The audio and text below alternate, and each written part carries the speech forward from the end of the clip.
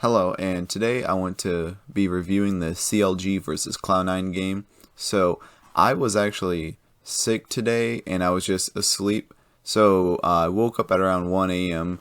and then was notified by someone that LS was released. So, I'm still really sick right now, but I just want to make this video just to watch this because this is officially the first game before LS. I mean, this is officially the first game after LS's release. No one knows what happened, but Cloud9 released LS about 4 hours before this game. So this game does not have any LS influence on it. Alright, so CLG has banned Karthus, Udyr, and Olaf, while Cloud9 has banned Zeri, Gwen, and Yuumi. So looking at the CLG side, they banned 3 junglers. These are 3 junglers that Blabber's either well known on, or I'm assuming he played a lot in scrims this week. I know the Udyr pick has risen in popularity seemingly out of nowhere. I can see why it's popping up because it's a strong, good early game jungler that doesn't fall off as hard as other early game junglers because he builds full tank, so he still has the usefulness of a tank. But I'm still not the biggest fan of the Udyr, honestly. I still think there's much better picks, but it's been rising up in popularity randomly this week. And the Karthus is a scary thing. So Blabber's Karthus last week wasn't anything too impressive, but their academy jungler Malice is like an insane Karthus player, so they're probably afraid that Malice taught him a few tricks. And on the Cloud9 side, they banned Zeri and Gwen because those two are kind of just need bans on red side, and then they also banned the Yuumi. And CLG first picks the Hecarim. That's really interesting. That's another champion that started rising a little bit in popularity overall. And Cloud9 just goes with the standard Jinx Corki. I really like this from Cloud9. Seems like they're without LS, they're just going the standard good stuff, which Jinx and Corki is definitely a really good start. I believe this pairing of Jinx Corki, I don't know the win rate exactly, but I know the win rate's like insanely high. Like if you get both of those, it's so easy to win, and they even get it to pair with the Thresh. So Cloud9 is just accelerated in draft. CLG is getting what they want in the sense that they get the Hecarim, the Karma, and the Rise, but this is not good for CLG. Like Cloud9 got Jinx, Corki, and Thresh, which currently on this patch is like what you want. This is preferred. So this is gonna be really interesting to see how CLG breaks the game from here. CLG is just continuing to ban the jungle pool though. They do not want Blabber to have any champions. Interesting thing is they are still leaving up Lee Sin and Xin Zhao. They could ban out at least one of those two in this one. But they're target banning Blabber out really hard. He could also they could also go for Poppy. Poppy's also pretty fine into Hecarim, but so far Poppy doesn't do anything into Rise and Karma though. So they might pick against it. Although I generally am a big fan of Poppy jungle in competitive. It's almost every time it's got a good use into someone, and it's just solid to get like a pretty good tank on your team. It helps round out your team comp drafts.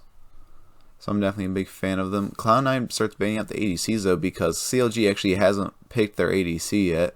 So the champ pool for ADCs is pretty tight, although Aphelios is still wide open. So I'm assuming Cloud9 thinks that Luger can't play Aphelios well, because they left that wide open. There's also Ezreal open. He's most likely going to play one of those two. And yeah, Cloud9 just picks the Xin Zhao because CLG leaves the Xin Zhao wide open. I would have preferred a Xin Zhao ban over a Jarvan ban, honestly. I don't think you wanted to give Blabber Xin Zhao. And okay, CLG actually picked Sivir and Camille. I like the Camille. The Sivir is a bit interesting though, because the Sivir can either go the standard like crit variation where she just gets like a lot of CS and then becomes a powerhouse in team fights, or she could go for the lethality like one-shot Q variant. I believe the one-shot Q variant actually has the better win rate, so that's really interesting to see. Also, because the Sivir can push out lanes really hard due to it, and can push out lanes really safely, they can actually leave Poom to start roaming around the map. So actually, I like what CLG's drafting. They're drafting different. They're not drafting the meta, but they're drafting their own kind of style. But I think this draft is super Cloud9 favored, honestly. Like, Cloud9 just got all the biggest power picks, minus Gnar. But Summit's a really good Gnar player, so that's still really strong for him. Contracts is looking to invade Cloud9's jungle. Winsome is actually brought really low. Oh, they're going to 4v3 this underneath the turret. This is really interesting from CLG, but it looks like it might work. Oh my goodness. Holy. Oh man. Okay, that was really huge for CLG. They just got 3 kills for 0. This game was blown wide open. This is going to be really hard for Cloud9 to come back from that. Palafox does not know that Blabber is there.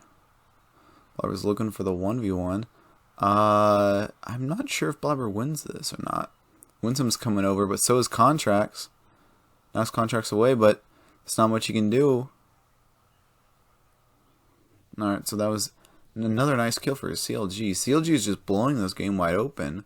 Oh, Blabber is just being attacked again. CLG is just attacking Blabber over and over again.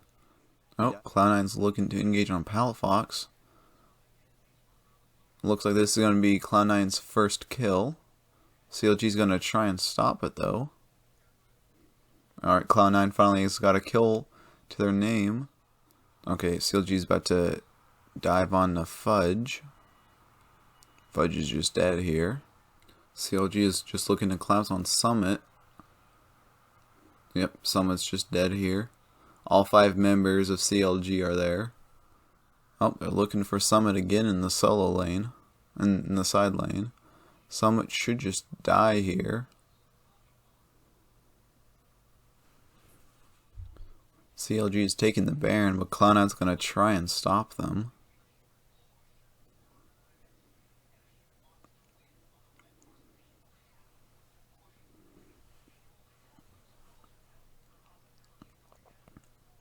Hecarim just goes in there and kills someone. He now dies though. It's a 1-for-1 so far. Jenkins is going in there, but he couldn't find anyone. Ooh, but the Sivir got a kill with the Q. Sivir is down now. Cloud9 and CLG are looking to contest this Drake. This is Cloud Soul for CLG if they can manage to get this. Now, Gnar no longer has Mega Gnar form. And Contracts is just going in there. With the Karma speed boost, he's just fast. Starting up the play, but they don't really get anything off of it. They chunk them down a little bit, but they don't get any kills. This should secure them the dragon, though, as Berserker is too low to fight, and Berserker is probably one of their biggest damage dealers. Yep, they just get soul point, but they lose Contracts for it. Cloud9 is looking to try and stop them on the Baron, but the Camille and Rise are still... They're now diving on the Fudge. He should just be dead here. Cloud9 wants to try and stop this, but they're just going to get their base destroyed. Somebody just gets chunked really low. This Sivir is really far ahead. If he lands his Q onto you, it just does so much damage. Summit just trying to go for Poom, but couldn't quite get Poom. But someone did buy enough time to let the rest of Cloud9 get to the base and stop the Camille and Rise. But this is not looking good for Cloud9. Cloud9's looking to take the Elder fight, but their base is just getting destroyed. CLG is actually just split pushing this.